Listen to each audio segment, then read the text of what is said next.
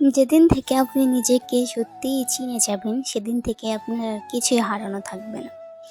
আসসালামু আলাইকুম, সবাই কেমন আছেন? আলহামদুলিল্লাহ, আপনাদের দোয়ায় আমিও অনেক ভালো আছি। আশা করব আপনারাও অনেক ভালো আছেন। কেউ ভিডিওটা স্কিপ না করে পুরো ভিডিওটা দেখবেন। আজকে আমি সকাল সকাল উঠে ফার্স্টে নাস্তা বানিয়ে নিয়েছিলাম। তো নাস্তা বানিয়ে এখানে আমি আমার বিছানাটা গুছাই নিয়েছি। যেহেতু সকালে উঠলে বিছানাটা অনেক এলোমেলো থাকে, আমার আবার বিছানাটা না গুছালে ভালো লাগে না। তো সেই জন্য আগে আমি সকালে উঠে আগে বিছানাটা গুছাই।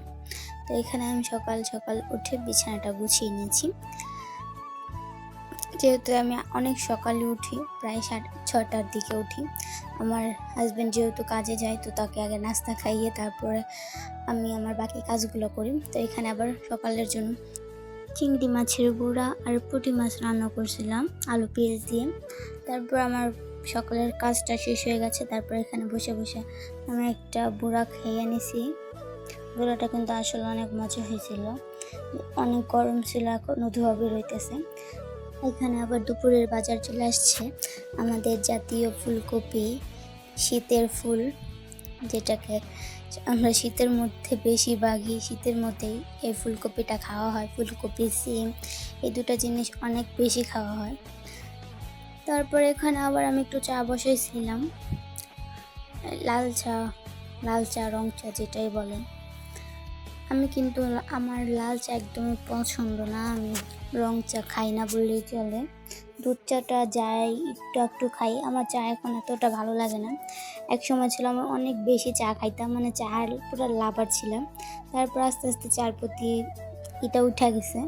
তারপর এখানে নানি আবার তরকারি দিয়ে গেছিল ইলিশ মাছ দিয়ে। এখানে আবার মায়ের মাছ নিয়েছিল, তারপরে মাছগুলো আমি ধুয়ে নিতেছিলাম। তারপরে এখানে একটা মাছ পাইছি, মাছ নাকি এটা সাপ আমি ঠিক বুঝতেছিলাম না, মানে পুরো শরীরটা সাপের মতোই ছিল, মাথাটা কিন্তু পুরো মাছের মতো দেখা যাইতেছিল। তারপরে এটা আমি ফালাই দিছি। তারপরে এখানে তরকারিটা আমার প্রায় হয়ে গেছে, আমি তরকারিটার পুরো ভিডিও করিনি। তারপরে এখানে আবার পালং শাক রান্না করবো চিংড়ি মাছ দিয়ে। তো এখানে আমি চিংড়ি মাছগুলো প্রথমে কষাই নিয়েছিলাম। পালং শাকটা কিন্তু অনেক মজা হয়েছিল। আজকে তো সবগুলো তরকারি অনেক মজা হয়েছিল। কার কার পালং শাক পছন্দ আমার মতো, আমার কিন্তু পালং শাকটা অনেক বেশি পছন্দ।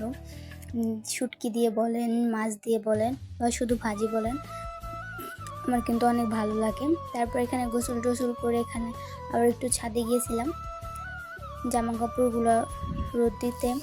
আজকে প্রায় অনেকটা বেশি অনেক রোদ উঠছিল, আজকে হালকা হালকা গরমও লাগতেছিল। আগের তুলনায় এখন অনেক বেশি রোদ উঠে, ইদারিং কয়েকদিন যাবৎ অনেক একদমই রোদ উঠেই নাই বললেই চলে, অনেক বেশি শীত পড়ছিল। কিন্তু এখন আবার হালকা হালকা রোদ উঠে ভালোই লাগে। তারপরে তো জামা কাপড় রোদ দিয়ে আমি নিচে নেমে এসেছি। এখানে আবার আমার পুরো রান্নাঘরের অবস্থা খারাপ ছিল, রান্নাঘরটা গুছাই নিয়েছি। তারপরে এখানে আবার দুপুরে ভাত খাই নিয়েছি আমরা দুজনে। সে যেহেতু দুপুরে ভাত খাইতে এসেছিলো, তো আমি আর আমার হাজব্যান্ড মিলে দুজনে এখানে দুপুরে ভাত খেয়ে নিয়েছি। পালং শাকটা কিন্তু অনেক মজা হয়েছিল, চিংড়ি মাছ দিয়ে পালং শাক খেতে কিন্তু খুব ভালোই লাগে। তারপর এখানে আবার আব্বু হাট থেকে বড়ি আনছিল, তো এখানে আমি শুয়ে শুয়ে বড়ি খাইতেছিলাম। তারপর সন্ধ্যার দিকে আমার ননদ আবার আমাকে চিপস এনে দিয়েছিল, চিপস খাইতেছিলাম। আজকে এই পর্যন্তই, সবাই ভালো থাকবেন। আমার ভিডিওগুলো যাদের ভালো লাগে সবাই লাইক করে যাবেন। আল্লাহ হাফেজ।